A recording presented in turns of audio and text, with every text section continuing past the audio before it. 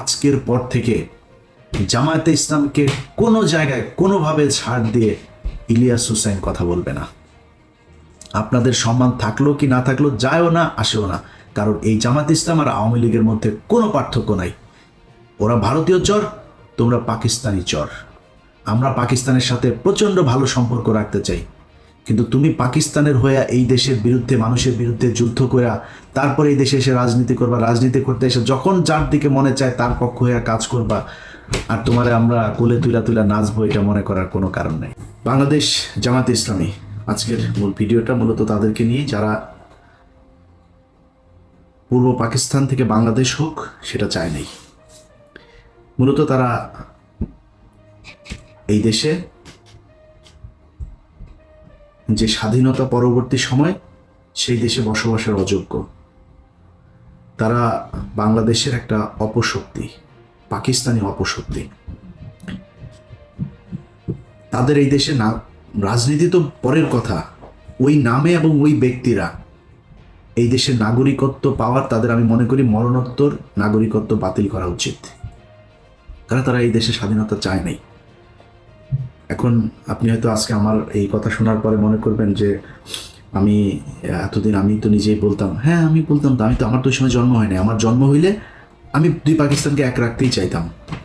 যদি না পারতাম আমি ওই পাকিস্তানে, পশ্চিম পাকিস্তানে চলে যেতাম। আপনি পশ্চিম পাকিস্তানের পক্ষ হয়ে যুদ্ধ করলেন, পূর্ব পাকিস্তান স্বাধীন হয়ে গেল, আপনি আবার পূর্ব পাকিস্তানে থাকার জন্য আপনার এত খায়েশ কেন? আবার পূর্ব পাকিস্তানে আপনি রাজনীতি করবেন, সেই দলই রাজনীতি করবেন, এত ঘাটতেরামো কেন? আপনাদের এই ঘাটতেরামোর কারণে আজকের এই বাংলাদেশে অসংখ্য মানুষ গুম হয়, খুন হয়, ধর্ষিত হয়, ধর্ম পালনের সমস্যা হয়, ইসলাম পালনের সমস্যা হয়, এই দেশের দাড়ি টুপি রাখতে সমস্যা হয়। কিভাবে, খুব মনোযোগ দিয়ে শুনেন, কথা টুইস্ট করা যাবে না আর উল্টাপাল্টা বোঝাও যাবে না, যেটা বলছে সেটা বুঝতে হবে।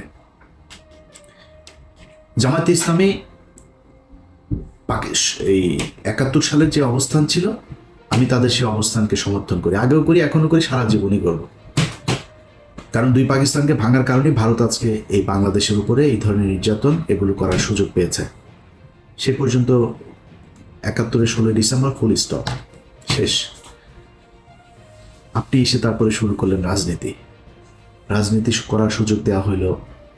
দেওয়ার পরে আপনি ৯১ সালে খালেদা জিয়াকে সমর্থন দিলেন, সরকার গঠন হইল। ৯১ থেকে খালেদা জিয়া ৯৬ পর্যন্ত কি দোষ করেছিল যে আপনি ৯৬ সালে শেখ হাসিনার পক্ষে যায়া খালেদাকে হটানোর জন্য জীবন মরণ দিয়ে যুদ্ধ করলেন? কি করেছিল খালেদা জিয়া আপনার সাথে? এই দেশের বিরুদ্ধে অবস্থান নিয়েছিল। বিএনপি দুর্নীতি করেছিল, দুর্নীতি আজকে করে নাকি, কালকে করবে নাকি, এই বিএনপি আবার আসলে আবার করে। আওয়ামী লীগ কি করেছে গত ১৫ বছরে দেখেন না চোখে? কেউ কেউ বলে থাকে ওই মেট্রো রেলে উঠলে নাকি দুইটা শব্দ তাদের খুব লাগে, যে মুনাফেকের জাতি নাকি যেন বলে, বেইমানের জাত, এটা মনে হয়। আরে তোর বাপের টাকা দিয়ে এই বানাই দিয়ে গেছিস, তোরা যেই টাকা দিয়ে মেট্রো রেল বানাইছিস, এরকম টাকা দিয়ে মেট্রো রেল এরকম পুরো ঢাকা শহর ছেয়ে ফেলা যায়। ৩ পদ্মা সেতুর টাকায় ১ পদ্মা সেতু বানাইছিস। তোদের মেট্রো রেল আর পদ্মা সেতুতে উঠলে মনে হওয়ার কথা টাকাগুলো নিয়ে গেছিস, ওই টাকাগুলো ফেরত দেওয়ার কথা মনে হওয়া দরকার। বেইমানের জাত, মানে তোর বাপের টাকা দিয়ে করছিস না? তো এই দেশে যারা ওই সময় রাজনীতি করেছে, বিএনপি বলেন, আওয়ামী লীগ বলেন, সবাই দুর্নীতি করেছে। তো আপনি ৯১ থেকে ৯৬-তে আপনি জানেন না শেখ হাসিনাকে বাংলাদেশে ইন্ডিয়া পাঠিয়েছে কেন? ৯১-তেই তো ইন্ডিয়া তাকে বসাতে চেয়েছিল, পারে নাই, ৯৬-তে বসাবে। আপনার এইটুক দূরদর্শিতা মানে নিচে চুল গজায় নেয় আপনার, যে আপনি বুঝেন না যে হাসিনাকে দিয়ে তারপরে এই দেশটাকে ভারত নিয়ন্ত্রণ করবে। হাসিনার পক্ষ যা করলেন, ২ দিন পরে আবার ভাতার পাল্টাইলেন, ওই ভাতার আর ভাল লাগে না, ভাতার পাল্টায় আবার ফের খালেদা জিয়ার কাছে আসলেন, এসে তারপরে পায়েটায় ধইরা তারপরে জোট করলেন, করে আবার ক্ষমতায় বসলেন। ক্ষমতায় বসার পরে এরপরে দেশ চালাইলেন। দেশ চালানোর সময় যা যা হয়েছে, যেভাবে চলেছে, সেখানে তো আপনার বুঝার আমার মনে হয় না যে কোনো সমস্যা হয়েছে যে খালেদা জিয়া কি চায়, খালেদা জিয়া কি আসলে ভারতের লোক না কিসের লোক। যদি সমস্যা হতো তাহলে ওই সময় চলে আসতেন, সরেন নাই তো, তাদের সাথেই ছিলেন। আসলো 2024, মাঝখানের পুরোটা সময় বাদ দিলাম বিরোধী দলে। 24 আসার পরে আগস্টে হাসিনারে সরাইলেন, সরানোর পরপর বিএনপি আবার খারাপ হয়ে গেল। কারণ কি? বিএনপি তারেক রহমান ইন্ডিয়ার কাছে বিক্রি হয়ে গিয়েছে।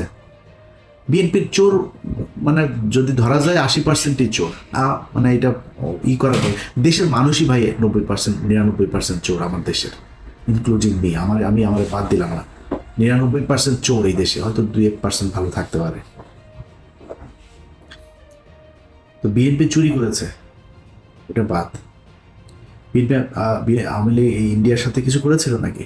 খালেদা জিয়া তারেক রহমান বিক্রি হয়ে গিয়েছিল, 5 তারিখে বিক্রি হয়েছিল। তো 5 তারিখের পরে বিএনপি খারাপ হয়ে গেল কেন হঠাৎ আপনার কাছে?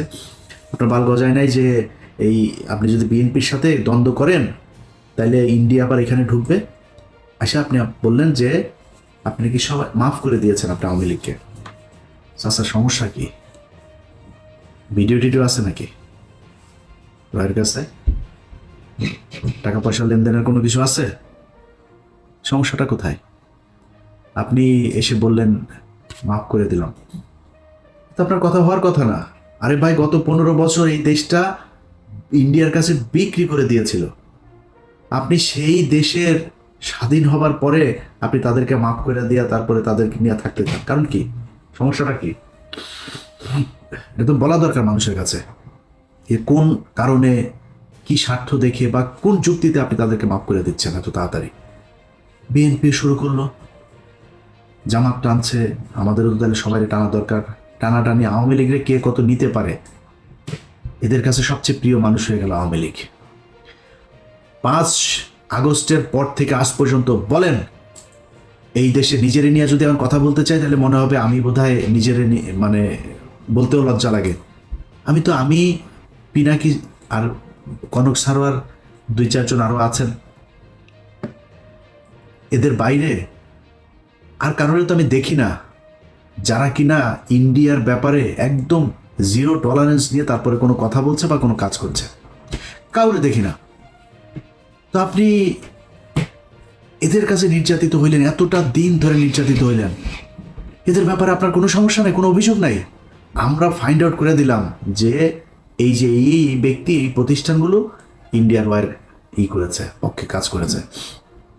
আপনি তাদেরকে নিয়ে বসায়, স্টেজে বসায় তারপরে বক্তব্য শোনাবেন।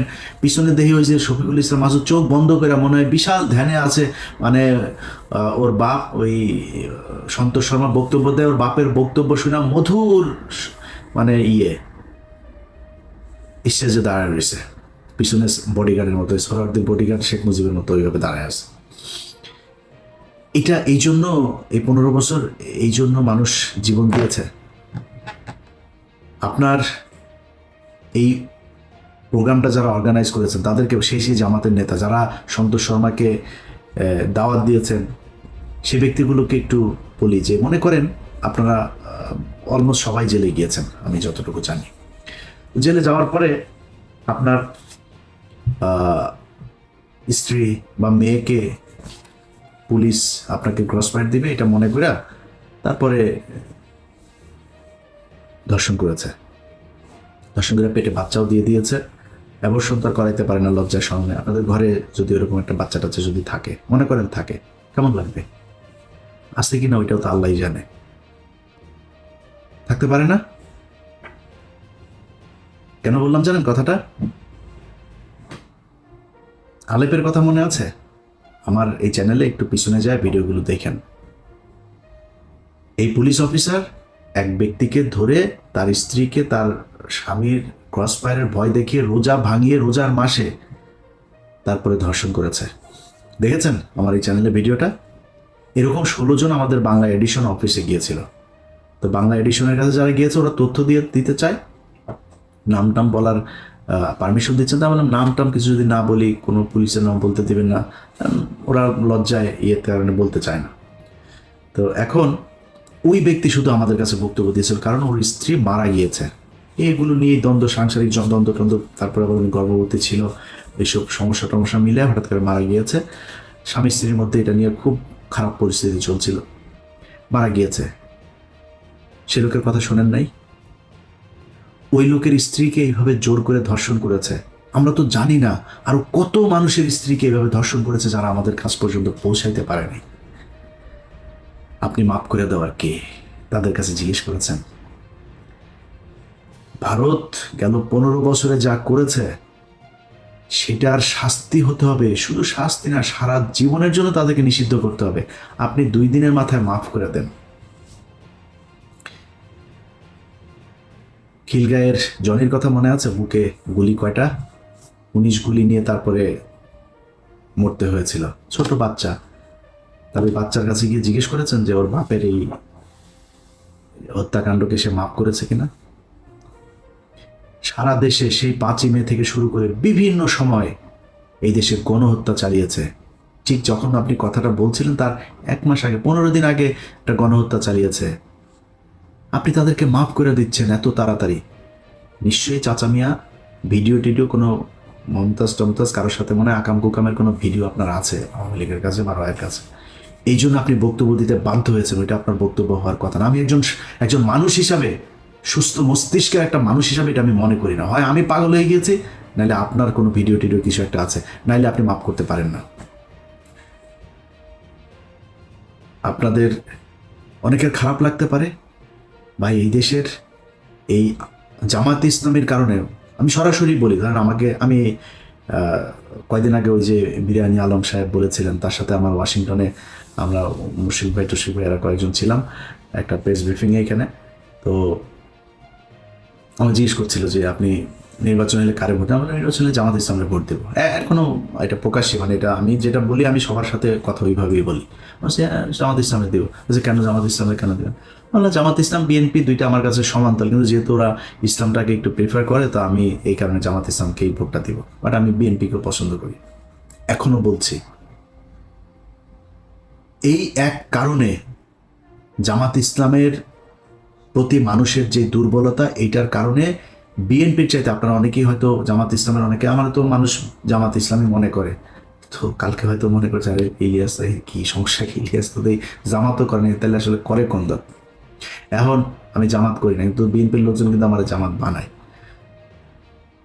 এই যে জামাত বলা হয় এটার কারণ কি জানেন? এটার কারণ হচ্ছে ওই যে ধর্মীয় কথাবার্তা বলি, যখন অফিসে জব করতাম টিভিতে রোজা রাখতাম, রোজা রাখাই তো আবার মাঝে মধ্যে ধরেন শুক্রবারে নামাজ টামাজ পড়ার জন্য সময় চাইতাম অফিসে। এই তো তো জঙ্গি, তো মানে শিবিরের লোক। আবার ওই হরতাল টরতালের সময় শিবিরের ওই ফুটেজ টুটেজ এগুলো আমি তাড়াতাড়ি পাইতাম আর কি। আমার কাছে এই তথ্য টথ্য আমি সোর্স মেনটেন করতাম। মনে করেন ওর সাথে ও এত ফুটেজ পায় কেমনে, কোথায় ভাঙচুর হয় এটাও জানে কেমনে। এইটাও আরেকটা কারণ। আমি একা না, আপনি বিএনপির সাথে বলবেন যে আমি বিএনপি করি বলে এই বা মানে বিএনপির কিছু দেখি না এটা বলে আপনি পার পাবেন, পাওয়ার সুযোগ নাই। কারণ বিএনপির সাথে আপনার অনেকগুলো জায়গায় পার্থক্য আছে, যে পার্থক্যটা আপনাকে মেনটেন করতে হবে। যে পার্থক্যগুলো কি? আবরার ফাহাদ বলেছিল সে শিবির করে, আবরার ফাহাদকে হত্যা করা হয়েছে শিবির সন্দেহে, জানেন না? আমি বেতন পেয়েছি 23,000 টাকা বেতন পাই মাত্র তখন। বেতনের পুরো টাকাটা নিয়ে তারপরে যে কোনো জামাত ইসলামের কোনো একটা জায়গায় দিয়ে এসছি। এটা একটা রসিদ ছিল, সেই রসিদটা আমার ড্রয়ারে ছিল। 23,000 টাকার একটা রসিদ। 23,800 টাকা বেতন পাইতাম তখন, 800 রেখে দিয়েছিলাম, 23,000 টাকার রসিদটা দিয়েছিলাম। তো আমি যেহেতু ঢাকা শহরে আমার যেহেতু মানে নিজের বাবার বাড়িটাই আছে, আমি আমার যেহেতু মানে ভাড়া দিতে হয় না, আমি অফিসে অন্যদের চাইতে একটু রিল্যাক্স থাকতাম, কোনো বাজার টাজার কোনো কিছু আমার কোনো ঝামেলা ছিল না। তো আমি ওই টাকাটা দিয়েছিলাম। তো আমি ইটিভি থেকে যখন এই চেয়ারম্যান যখন জেলখানায় গেল, তখন আমার ড্রয়ার তো আমি কোনো জিনিসপত্র কিছু নিয়ে আসার সুযোগ পাইনি, আমি আর অফিসে যাইনি। আমার ওইখানেই খুঁজে টুজে এগুলো পেয়েছিল। ওই রসিদটা নিয়ে ডিবির মনিরের কাছে দিয়ে এসেছিল আমাদের 21 টেলিভিশনের অখিল পোদ্দার। আমার অনেক ঝামেলা হয়েছে ভাই, শুধুমাত্র এই জামাতের পক্ষে কথা বলা কিংবা জামাতের মতো করে কথা বলার কারণে। এই দায় আপনাদেরকে নিতে হবে। আবরার ফাহাদ মারা গিয়েছে, এই দায় আপনাকে নিতে হবে। আপনি ইসলাম নিয়ে রাজনীতি করেন, এই জন্য আপনার নামে যাদেরকে ফজরের নামাজ পড়তে যাওয়ার কারণে জঙ্গি বানিয়ে শিবির ট্যাগ দিয়ে তারপরে ফাঁসি দেওয়া হয়েছে, ক্রস ফায়ার দেওয়া হয়েছে, যাদের স্ত্রীদেরকে ধর্ষণ করা হয়েছে, এর সব দায় জামাত ইসলামকে নিতে হবে। এই জন্য আপনার দায় অনেক বেশি বিএনপির চাইতে। বিএনপি তো ভাই খালি খালেদা জিয়া, তারেক রহমান, জিয়া পরিবার বাদ দিলে বিএনপির 90% মানুষের সাথে আওয়ামী লীগের কোনো পার্থক্য নাই। আপনি যদি নাকি এই ভারতের ইস্যুটার সামনে নিয়ে এসে যদি বলেন, ভাই বিএনপির বহু মানুষ আছে। এই যে সালাউদ্দিন দেখেন না, সালাউদ্দিন ইন্ডিয়াতে ধরে নিয়ে গিয়েছিল, আমরা জানি, ধরে নিয়ে যে তাকে গুম করেছিল। ওই গুম হয় নাই, ওই বাংলাদেশের মানুষের গুম করছিল।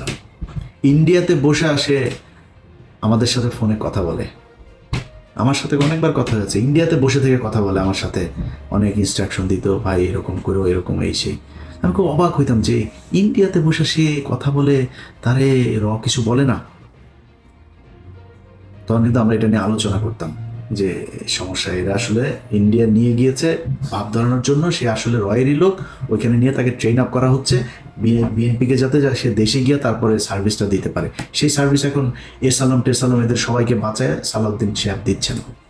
তো বিএনপিরে যদি আপনি তারেক রহমান, খালেদা অর্থাৎ জিয়া পরিবারের বাদ দেন, আমি জানি না ভাই কয়জন খুঁজে পাবেন সেখানে ইন্ডিয়ান লোক। মির্জা ফখরুল এই দলের দ্বিতীয় পার্সন, তার মতো লোক ভারতীয় এজেন্ট। এরপরে আর কে কোথায় আছে আমরা জানি না, এটা নিয়ে আজকে কথা বলছি না, যেহেতু আজকে ওইটা বাদ। তো মানুষের প্রত্যাশা জামাত ইসলামের উপরে অনেক বেশি, বিশেষ করে ভারতের ক্ষেত্রে। কারণ ভারতের সাথে আপনারা 71-এ হেরেছেন। এই গত কয়েক বছরে আপনাদের কয়েকজনকে হত্যা করা হয়েছে। 15 বছর আপনাদের যেসব শিবিরের ছেলে পেলে আছে, জামাতের লোকজন আছে, তাদেরকে প্রচণ্ড কষ্ট, নির্যাতন সহ্য করতে হয়েছে। এই কষ্ট আপনাদের উপরের এই তাহের ঠাকুরের মতো, এই তাহের মিয়ার মতো এরকম 2-4 জন রয়ের এজেন্টকে নিয়ে আপনি এই পুরো দেশের সব মানুষকে বিপদে ফেলতে পারেন না। জামাতে ইসলামকে নিয়ে অনেক কিছু বলার মতো সুযোগ ছিল, কিচ্ছু বলি নাই। আপনি জানেন এটিএম আজহার এখনো পর্যন্ত জেলখানায় আছে। বাংলাদেশের মানুষকে বিষয়টা বলি, কেন আছে জেলে জানেন? জেলে আছে জামাত ইসলামের কয়েকজন নেতার কারণে। তারা ইচ্ছা করে তাকে জেলখানায় রেখেছে, তারা চায় না সে ছাড়া পাক। 5 তারিখের পর থেকে এখনো পর্যন্ত জামাত ইসলামের অনেক নেতার বাড়িতে আওয়ামী লীগের লোকজনকে লুকিয়ে রাখা হয়েছে। শিবিরের ছেলে পেলে যায় কিছু কিছু জায়গা থেকে তুলে জোর করে তারপর জামাতের সাথে যুদ্ধ করে তাদেরকে বের করেছে। জামাত ইসলামের সাথে শিবিরের একদম খুব স্পষ্ট কিছু দ্বন্দ্ব, তারা সেই বিষয়গুলো বাইরে আসতে দেয় নাই, কিন্তু সেই দ্বন্দ্বগুলো এখন প্রকাশ পাচ্ছে। জামাত ইসলাম, ইসলামী ছাত্র শিবির থেকে শুরু করে যারা এই দলের সমর্থক কর্মী, যারা যেখানে আছেন, আপনারা যদি মনে করেন ভাই সন্তোষ শর্মার মতো লোককে এরকম একটা জায়গায় জায়গা দিয়ে জামায়াতে ইসলাম ভালো কাজ করেছে এবং আপনারা সেটাকে সমর্থন দেবেন, আমার কোনো সমস্যা নাই। কিন্তু আজকের পর থেকে জামায়াতে ইসলামকে কোনো জায়গায় কোনোভাবে ছাড় দিয়ে ইলিয়াস হুসাইন কথা বলবে না। আপনাদের সম্মান থাকলো কি না থাকলো যায়ও না, আসেও না। কারণ এই জামাত ইসলাম আর আওয়ামী লীগের মধ্যে কোনো পার্থক্য নাই। ওরা ভারতীয় চর, তোমরা পাকিস্তানি চর। আমরা পাকিস্তানের সাথে প্রচণ্ড ভালো সম্পর্ক রাখতে চাই, কিন্তু তুমি পাকিস্তানের হয়ে এই দেশের বিরুদ্ধে, মানুষের বিরুদ্ধে যুদ্ধ করে তারপরে এই দেশে এসে রাজনীতি করবা। রাজনীতি করতে এসে যখন যার দিকে মনে চায় তার পক্ষ হয়ে কাজ করবা, আর তোমারে আমরা কোলে তুলা তুলা নাচবো, এটা মনে করার কোনো কারণ নেই। এই কারণেই আজকের ভিডিওতে সবশেষ যেটা বলতে চাই, তোমাদের এই গত 15 বছরে তোমার দলের ভেতরে যত মানুষজন নির্যাতন সহ্য করেছে, তাদের কাছে পারমিশন নিয়ে তারপরে সন্তোষ শর্মাকে কালকে স্টেজে উঠিয়েছিল কিনা, এটার পরিষ্কার জবাব তোমাদের Facebook, website, television, press release এসবের মাধ্যমে আমরা জানতে চাই। আল্লাহ হাফেজ।